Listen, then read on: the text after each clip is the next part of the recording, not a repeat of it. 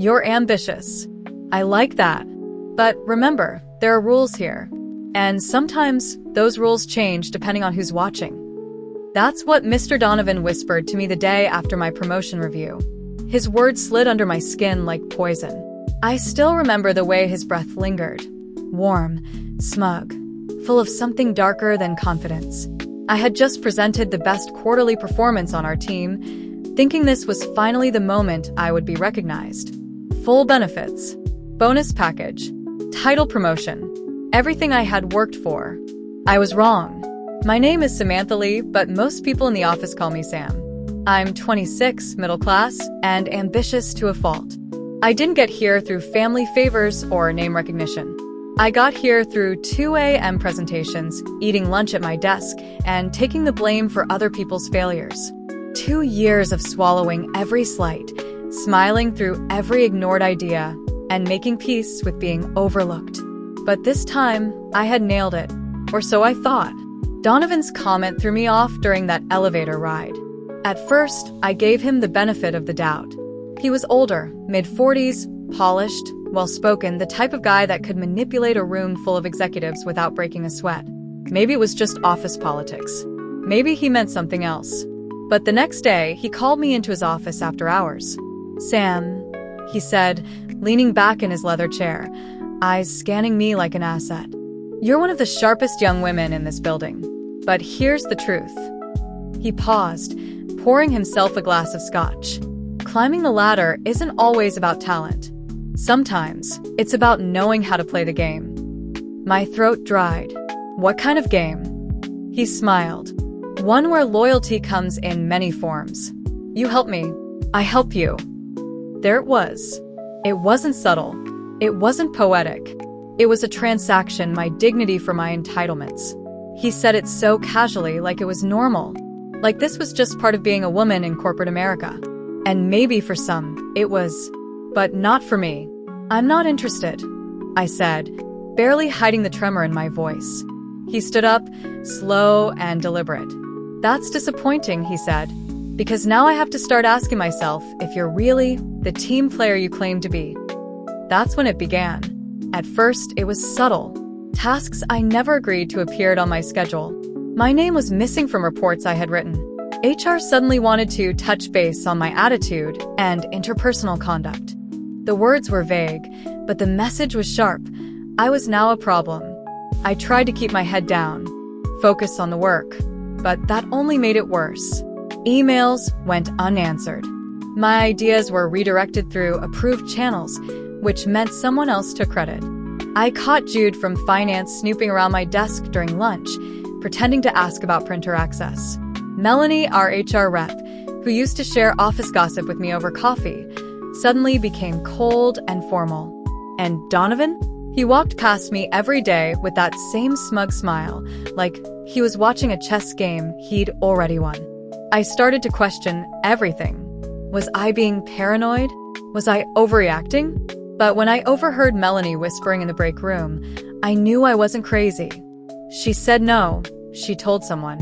Of course he's going to push her out. He always does. It hit me like a slap. I wasn't the first. I was just the next. That night, I didn't sleep. My heart pounded with rage and fear. I imagined screaming at Donovan, recording him, exposing him. But I also imagined getting fired, being blacklisted, losing the one job I had given everything for. By the end of the week, my workload had doubled. Jude submitted an expense report under my name, one I hadn't approved. Melanie scheduled a performance review with me, citing colleague concerns.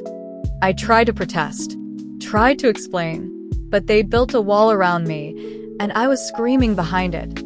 I went home and started documenting everything. I took photos of sticky notes, screenshotted messages, and even recorded one of Donovan's private feedback sessions with me using a voice recorder hidden in my purse. "You're lucky I see potential in you," he said on that recording. "Most girls wouldn't get this kind of opportunity." Girls. Not women. Not professionals. Girls. The weight of it crushed me. This wasn't just corporate politics. It was abuse, dressed in a suit and tie. By Monday morning, I had a plan. I emailed myself everything from a personal account, I began logging interactions. And I reached out to a former employee I'd heard rumors about, a woman who left suddenly, with no explanation. I found her on LinkedIn. Her name was Alicia Bennett, and when she responded with, "I was wondering when someone else would reach out," I knew I wasn't alone. But I also knew that meant this wouldn't be easy. Donovan had power, and he knew how to cover his tracks. Still, I wasn't about to roll over. I just hoped I wouldn't lose everything before I figured out how to. Alicia Bennett's voice on the phone trembled, but it wasn't fear. It was fury. Controlled, buried deep, but ready to erupt. "I should have taken him down when I had the chance," she said. But I was afraid. Afraid I wouldn't be believed. Afraid it would destroy me more than it would hurt him. I had tracked Alicia down the night after Donovan's veiled threats escalated. Her LinkedIn profile listed her as a freelance consultant, but she used to work in our building. HR archives had wiped her exit record clean, like she'd never existed. But whispers had lingered. The woman who went up against Donovan and disappeared overnight. Now here I was, about to walk her same path. "I don't want to be erased," I said, my voice barely a whisper. Alicia replied sharply, "Then stop playing defense. Start exposing him." She gave me advice. Steps. A warning. Donovan doesn't fight you directly. He uses people. He's charming, persuasive. He'll make you look unstable, vindictive. That's his strategy. Make them doubt you before you even open your mouth. She was right. Monday morning, Melanie called me into a surprise HR meeting. She smiled like we were catching up for brunch, but there was something icy beneath it. "Sam, there's been a few concerning reports," she began. "From who?" She tilted her head. "That's confidential." I laughed bitterly. "Let me guess, Jude from finance? Or was it from Donovan himself?" Melanie didn't answer. She slid a document across the table. "Effective immediately. You're being placed on a 14-day observation plan. Just a formality, of course." The page listed vague infractions, missed deadlines, poor collaboration, unprofessional conduct. I felt heat crawl up my neck. "I've never missed a single deadline," I said. "And unprofessional? Is it unprofessional to say no to your boss?" Melanie's smile vanished. "I'd advise you to be careful what you imply, Sam." I signed nothing. Instead, I walked out of that office with my hands shaking and eyes scanning every face. Who else knew? Who else had chosen to look away? That day, I found a file sitting open on my desk. It wasn't mine. It was Jude's monthly financials, doctored, full of incorrect figures. He stood behind me moments later. "Didn't think you'd catch that," he said coolly. "I'd be careful if I were you. These mistakes look suspicious. You put that there. Can you prove that?" That was the game now. Gaslighting. Setup. Character assassination. And every time I thought I had a handle on it, something new would hit. That evening, I walked past Donovan's office. The door was open, as if on purpose. He was laughing with Melanie, holding a file. My file. "She's cracking," he said. "Shouldn't be long now." I didn't stop. I didn't turn. But I recorded the audio on my phone. At home, I started a war board, emails, screenshots, audio clips. I organized everything. My apartment looked like a detective's lair. But information wasn't enough. I needed allies. I reached out to an intern, Elena, who had joined the company 6 months ago. She was sweet, ambitious, and utterly naive. I remembered how Donovan had complimented her during a team lunch. "Bright future," he'd said, squeezing her shoulder just a little too long. I invited her for coffee and asked questions. "Elena, has Donovan ever said anything strange to you?" Her eyes dropped. "Sam," she whispered, "he told me last week I should wear more skirts. Said it helps with promotion reviews." My stomach turned. She looked up at me, scared. "Is this normal?" "No," I said firmly. "It's not." I told her everything, well, almost everything. Enough for her to understand what was happening. She didn't run. She cried. But she didn't run. "There are others," she said. "I've heard whispers." That night, I added her statement to the file. I encrypted everything, stored copies in multiple cloud drives, Even mailed a flash drive to my sister with instructions in case something happened. Paranoid? Maybe. But I wasn't going down quietly. The next blow came Wednesday morning. Donovan called a team-wide meeting. I walked in and saw a slideshow already up, fostering team trust and professionalism. The irony hit like a slap. He smiled at me mid-presentation. Sometimes, individuals let ambition cloud their conduct. We must protect our culture. He never said my name. He didn't have to. Every eye flicked toward me. That afternoon, IT reported that my work email had been flagged for suspicious activity. Someone had sent unauthorized messages from my account. I didn't even argue. I knew the play. Luckily, I had logs that proved I was logged out during those times. I printed everything. Still, my coworkers pulled away. Water cooler chatter died when I entered. Slack's messages stopped. Lunches became solo. Even my closest friend in the office, Kara, started acting distant. "You know how it is," she said with a nervous laugh. "I can't afford to get involved. I'm not asking you to quit. I'm asking you to stand by the truth." But fear won, just like it always did. That night, I texted Alicia again. "They're turning everyone against me." Her reply came quickly. "They always do. But the more they push, the closer you are to the truth. Keep going." I didn't sleep. My body felt like it was buzzing with fear, anger, exhaustion. Every minute at that job became a ticking bomb. By Friday, Donovan dropped the real threat. He called me in, closed the blinds, and sat across from me with a serene smile. "I've been patient, Sam, but you've become a disruption." "Because I didn't sleep with you?" He didn't flinch. "Because you forgot your place." I stood. "I'm reporting you." "To who?" "HR? The same department I built? The board? I am the board." He walked to the door, opened it, and before I could leave, he whispered, "Remember, perception is everything. And right now, you don't look very stable." I left his office with fire in my veins. That night, I knew what I had to do. No more waiting. No more hiding. If I was going to survive, I needed to burn it all down. The following Monday, I entered the building with my heart pacing like I'd just run a marathon. I no longer cared about promotions, bonuses, or office birthday cakes. I cared about truth. I cared about survival. Donovan had underestimated me. He thought I'd retreat, like the others. He didn't realize I wasn't just angry. I was calculating. I'd played along too long, but now I was scripting my own plot. And it started with proof. I began by baiting him. "Hey, Donovan," I said as I passed his office. "Got a minute later? I've been thinking about your offer." He leaned back in his chair, intrigued. "Interesting. Let's talk at 6, after the others leave."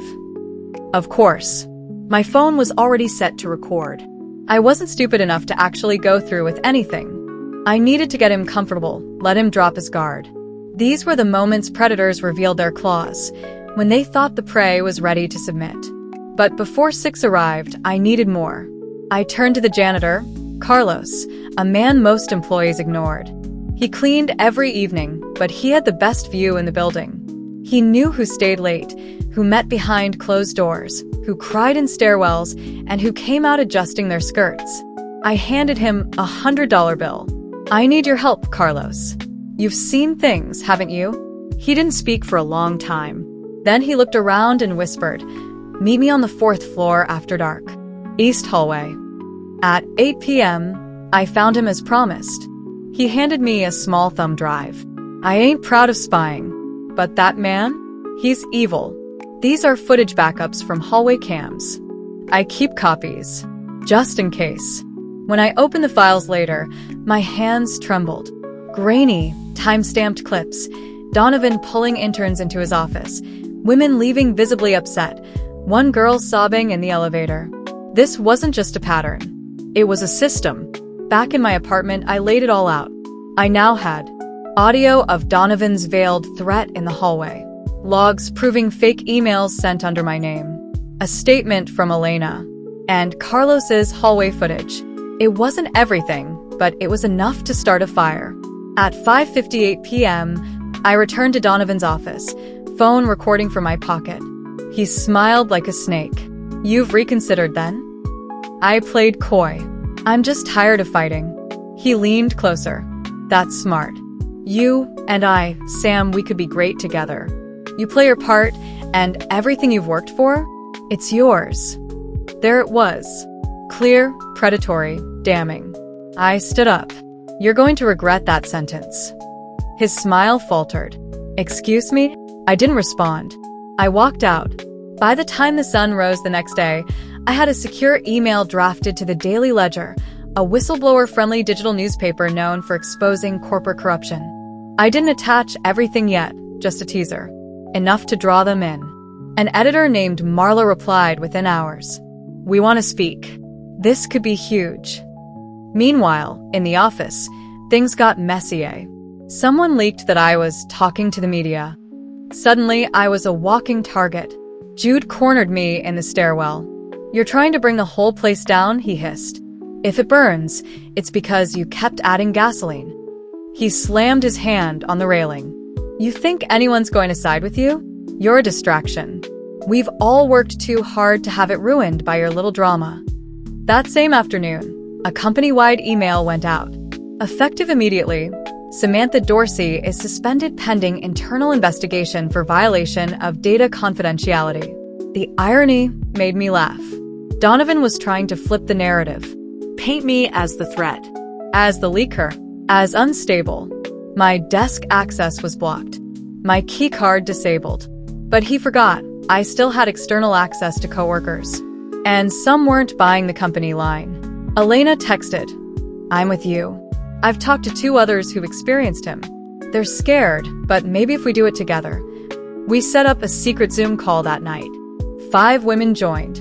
Different roles, different departments, all with similar stories, unwanted touches, late-night messages, offers tied to career growth. A coalition was forming. The truth had a voice now. A chorus. I sent the full package to Marla the next day. All names anonymized for now. Then I made the boldest move yet. I leaked the audio clip of Donovan's proposition to an anonymous Reddit account and posted it in a whistleblower subreddit with a title. "My boss demanded sex in exchange for my career. Here's proof." Within hours, it exploded. Thousands of upvotes, comments, shares, women telling their own stories, legal professionals offering help. Even a few journalists jumped in. Donovan panicked. I knew because the next morning, I got a cease and desist letter. Then a voicemail. "Sam, we need to talk. I think there's been a misunderstanding. We can fix this." Classic abuser backpedal. I didn't respond. Marla messaged me. "We're going public in 48 hours. Are you ready for this?" I was. But then, like clockwork, the next blow came. An anonymous email hit my inbox. Subject: "You should stop." Body: "We know where you live. You don't want this to get ugly." The sender's address was scrambled. No trace. No clue. But I had a hunch. Donovan was no longer playing professional. He was playing desperate. I forwarded the email to Marla and a lawyer her team had referred me to. Let's escalate. The law was on my side now. But I couldn't deny it, I was scared. I hadn't slept properly in days. I was constantly checking over my shoulder. Even Carlos called me and said security was suddenly asking him questions about what he might have seen. "They're hunting for leaks," I told him. He whispered. I didn't say anything. "But I'm scared, Miss Sam." I hung up and cried in the dark. I wasn't just fighting for justice anymore. I was fighting not to disappear. I didn't leave my apartment for 3 days. Curtains drawn. Phone on silent. My laptop became my only portal to the world. Marla, my lawyer, the Reddit chaos, the growing crowd chanting for justice. But inside, I was breaking. The emails wouldn't stop. Anonymous threats. Twisted photoshopped images. A video sent by an unknown number of someone following me from the grocery store last week. Donovan's people were getting bolder. I sat on the floor, knees to my chest, asking myself if I was strong enough to keep going. Was I fighting a battle I couldn't win? Did anyone really care, or were they just watching for the drama? Then a knock. I froze. Another knock. Louder this time. My heart dropped. I inched to the door, phone in hand, recording. Who is it? A familiar voice. Elena. It's me. I opened it slowly, relief washing over me. She stepped inside, eyes wide. I had to come. You haven't been answering. I'm fine. I lied. No, you're not. And I wouldn't be either. But I've got news. She handed me a flash drive. This is the HR meeting we had 6 months ago, when I tried to report Donovan. I recorded it, just in case. I stared at her. Elena, why didn't you say anything sooner? I was scared. I didn't think it mattered. But now, Sam, now it might change everything. We played it. On the recording, Elena described Donovan's behavior. The HR head responded coldly. Do you have evidence of him making you uncomfortable? Without that, it's just a misunderstanding. A silence. Then she added, honestly, Elena, you might want to ask yourself if you misread his intentions. I felt my stomach twist. This was it. Proof of corporate indifference. Of the system built to protect the predator, not the prey. Marla called that night. We're fast-tracking the article. Front page. Tuesday. I didn't sleep at all. My mind ran in spirals. The moment this went live, there was no turning back. Tuesday came. At 9 a.m. sharp, the headline blazed across every social platform. Inside the scandal, how a tech executive demanded sex for promotion and nearly got away with it. By noon, it was viral. Names were redacted, but it didn't take long before people pieced it together. Employees at our firm started whispering. Blogs speculated. Former interns came forward. One even tweeted, I quit that company because of what Donovan did to me. Still, the company said nothing.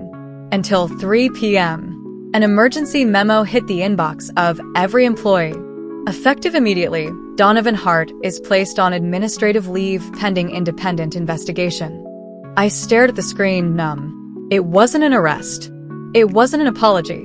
But it was a crack in the armor. Donovan texted me later that night.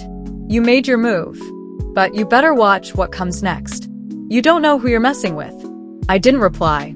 The next morning, my lawyer called. Sam, the firm filed a restraining order against you. They're claiming you've been threatening staff and breaching privacy. Classic corporate retaliation. I laughed bitterly. Unbelievable. No, predictable. But don't worry. We're filing a countersuit. Wrongful suspension. Retaliation. Emotional distress. I hung up and opened my email. Hundreds of new messages. One stood out. Subject: You're not alone.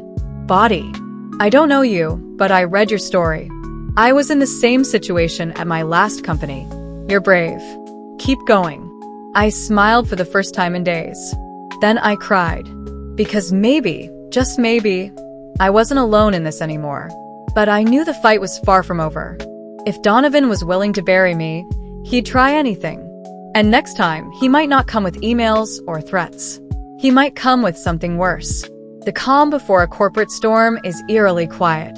Like everyone's holding their breath, waiting for someone else to blink first. After the article went viral, I expected chaos at the office. But oddly, it was business as usual, at least on the surface. Donovan was gone, but not forgotten. His absence became the elephant in every Zoom call. Nobody spoke his name. Nobody dared ask questions.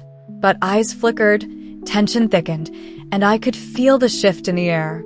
Elena messaged me the next day. They've frozen my accounts. No access to email. HR told me I'm under review. Sam, they're coming for anyone who helped you. My stomach dropped. The company was retaliating quietly, bleeding us out through procedural reviews and policy investigations. I wasn't spared either. My company login stopped working on Thursday. No explanation. No email. Just a blank screen and a sense of déjà vu.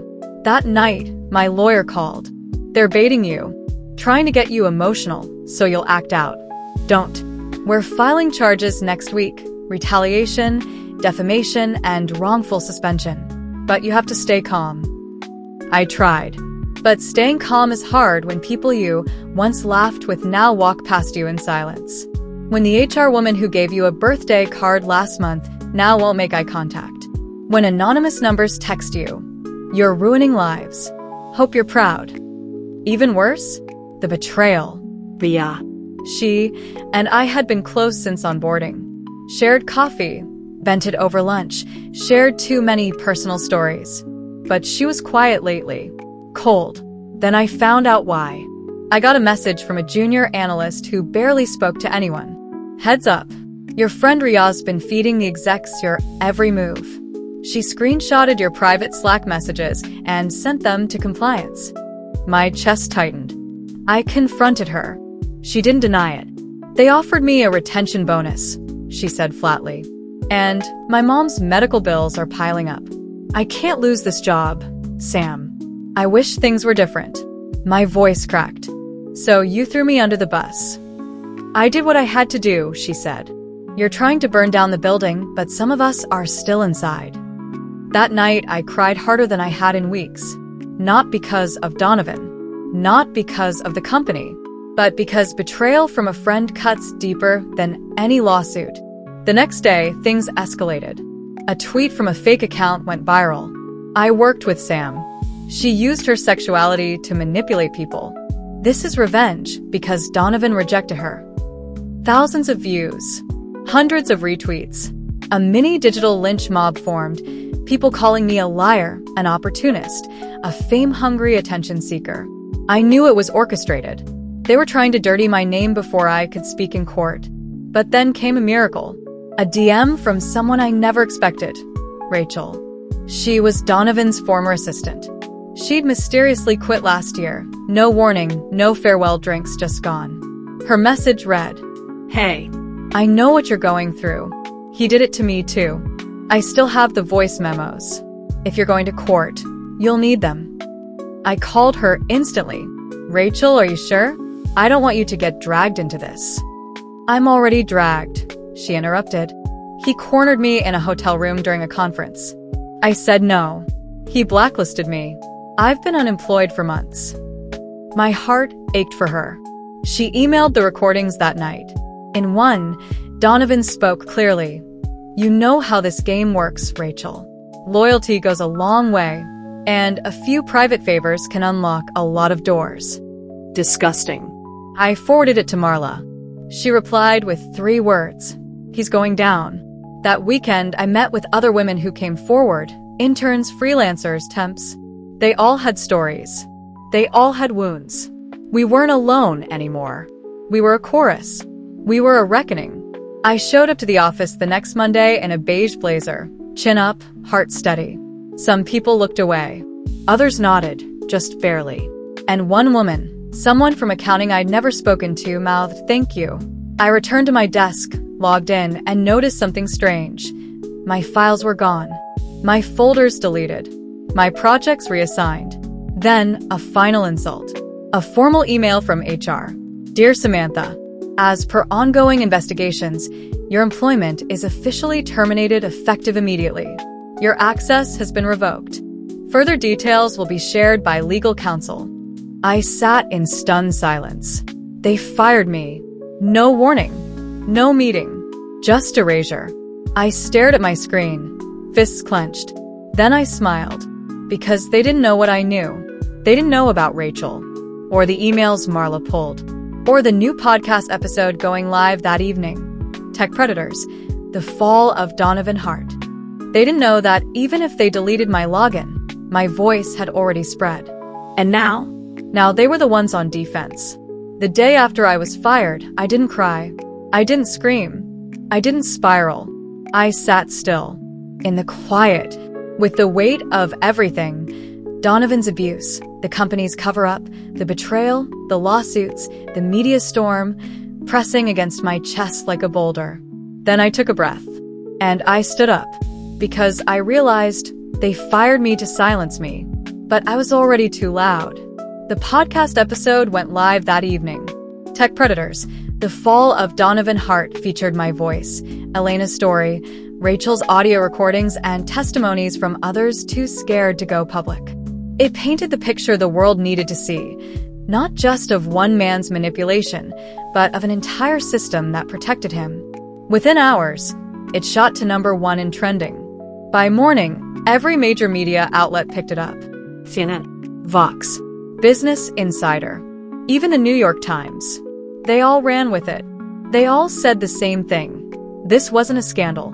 This was a corporate rot that had festered too long in silence. By noon, the CEO issued a public statement. "We are appalled and deeply concerned by the allegations against Mr. Hart.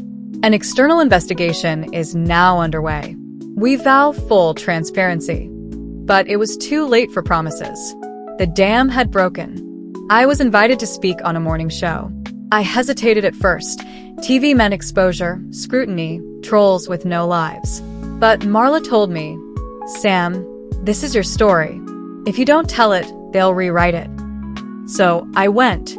I wore a powder blue suit, hair pulled back, no makeup beyond a hint of mascara. When the host asked how it felt to be the woman who brought down a tech titan, I said, "I didn't bring him down. He did that all by himself. I just stopped letting it be a secret." The interview aired nationwide. My inbox exploded, some with support, others with venom. But I'd stopped fearing the hate, because I wasn't ashamed anymore.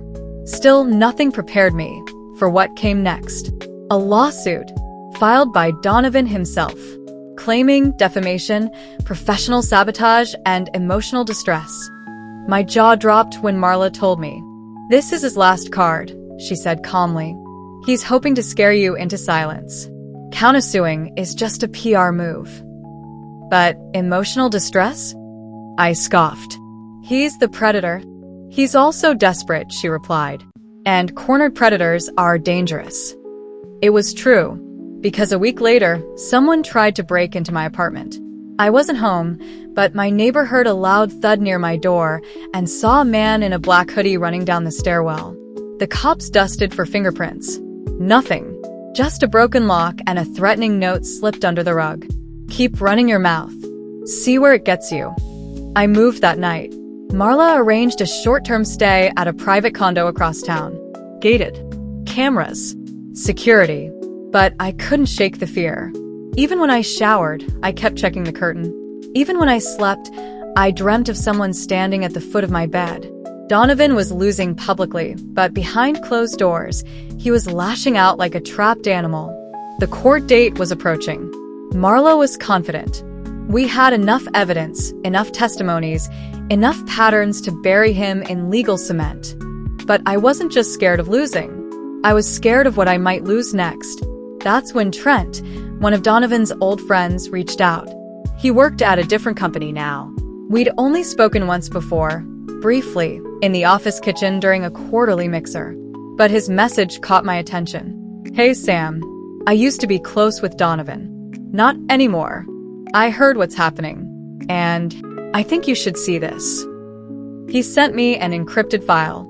Inside, over 200 emails between Donovan and executives. Some dated back 2 years. All discussing promotions, demotions, salary blocks, and unofficial criteria for female employees. My hands shook reading phrases like, "She's pretty, but doesn't seem open to negotiation. Block her raise. Let's see how far she'll go if we dangle the senior analyst title." I told her to think about it. She said no. Drop her from the mentorship track. Chilling. Systemic. Proof. I called Marla. She was silent for a beat. Then, "This is game over." We printed everything. Cataloged it. Cross-referenced the names. Turns out, Donovan wasn't alone. There were 3 other executives in the chain, all complicit, all signing off on these disgusting evaluations like they were normal HR procedures. Marla filed a motion. It triggered an emergency audit of the entire company. And just like that, heads began to roll. Within 48 hours, the head of HR resigned for personal reasons. The compliance officer was placed on leave. 2 of the executives from the email chain were suspended. And Donovan? He deleted all his social media. His lawyer issued a half-hearted denial. But the court ordered him to appear in person for deposition. That's when the paparazzi found him. disheveled. Unshaved. Sunglasses hiding bloodshot eyes. The mighty had fallen, and no PR team could rebuild what we had shattered. Still, the night before the hearing, I sat in silence, staring at the ceiling. I wasn't thinking about court. I was thinking about before this fight, before the trauma, before I learned the truth about power and silence. I remembered walking into that office fresh from college, bright-eyed, hopeful, naive, thinking if I'd just worked hard enough, I'd climb the ladder. Instead, I fell through a trapdoor. And maybe that's the hardest part of healing, not the scars, not the fear, not the rage, but the grief. Grieving the woman I used to be before they broke her, before they underestimated her, before they realized she wouldn't stay broken. The courtroom was colder than I expected. Not physically, just sterile. Gray walls, gray suits, gray people moving with robotic urgency. Yet the tension crackled, heavy and electric. I sat behind the plaintiff's table, beside Marla. Calm on the outside, but inside, I was a hurricane of nerves. Across from me sat Donovan Hart. He was a shell of the man who once stood over me in that office with his smug smirk and snake oil confidence. Now, he looked weathered. His tailored suit hung looser. His eyes were hollow. But the moment his gaze met mine, his lips curled ever so slightly, like this was still a game. And in that moment, I realized something chilling. He still didn't believe he'd lose. The judge entered.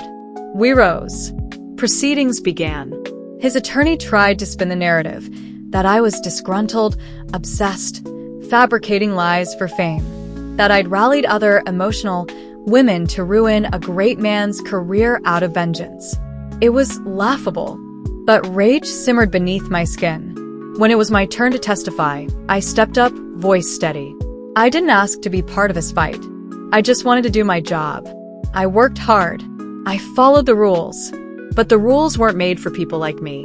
They were made to trap people like me. And when I said no, when I refused to be silent, I was punished. I detailed everything. The propositions, the threats, the gaslighting, the setups. The day they fired me under the lie of insubordination. The jury listened, rapt. Then came Rachel.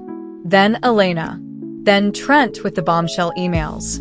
All of them, united, courageous, unshaken. Even one former board member gave a sworn video deposition. We knew, not the full extent, but enough. There was an unspoken code, protect the brand, and that meant protecting Donovan. When the final piece of evidence was shown, the note left at my door, the attempt to break in, the pattern of intimidation, the courtroom fell into stunned silence. The prosecution rested. Donovan declined to testify. Of course he did. The judge called a recess. And during that break, Donovan approached me. Marla jumped up, blocking him. But I nodded. I wanted to hear what the coward had to say. He leaned in. You think you won? You'll always be the girl who slept her way to a sob story. I didn't flinch. I looked him dead in the eye. And you'll always be the man who lost everything because he couldn't hear the word no. He sneered and walked away. The verdict came back that afternoon. Guilty. On every count: defamation, retaliation, harassment, wrongful termination, emotional distress, falsified HR records. The judge's words still ring in my ears. This court finds the plaintiff's case not only baseless, but weaponized. Ms. Lawson, on the other hand, showed tremendous resilience in exposing systematic abuse. Let this serve as a warning. Silence is no longer an option. A settlement was ordered, 7 figures. But it was never about the money. It was about the truth. About the system that enabled men like Donovan. About the whispered warnings, the corner office predators, the complicity of those who looked away. The company issued a public apology. They promised reform, diversity training, an independent audit, a new HR executive. The usual script. I didn't care, because something bigger had changed. Me. I had stopped apologizing, stopped doubting myself, stopped fearing being labeled difficult or emotional or too much. I wasn't too much. I was enough to burn their whole illusion down. In the months that followed, I became a speaker, then a consultant, then a full-blown advocate for workplace rights and ethical leadership. One day, while doing a panel at a university, a young woman came up to me after. She looked nervous, clutching her bag. I just wanted to say thank you. I thought I was alone. I was scared to speak up. But your story, your voice, it helped me find mine. That was the moment. The real reward. Not the paycheck. Not the headlines. But that quiet revolution. The ripple effect of telling the truth. Still, healing wasn't linear. There were days I questioned everything. Nights I cried so hard I couldn't breathe. Relationships I lost. Friends who distanced themselves when it got messy. But for every door that slammed shut, another one opened. And eventually, I stopped walking on eggshells and started walking in purpose. 1 year after the trial, I wrote a book. The title? I didn't burn the bridge. I became the fire. Because I was tired of being the cautionary tale. I wanted to be the blueprint, not just for women, but for anyone who ever felt powerless, voiceless, erased. Now, when I look back at who I was, Sam Lawson, 24, fresh-faced, eager, I don't see a victim. I see a warrior in training. She had no idea what battles awaited, no clue the cost of refusing to play the game. But she showed up anyway. And when the world tried to crush her, she rose. Burned. Blazed. Rebuilt. And now, I stand in the ashes of what they tried to bury me with. Alive. Louder. And on fire.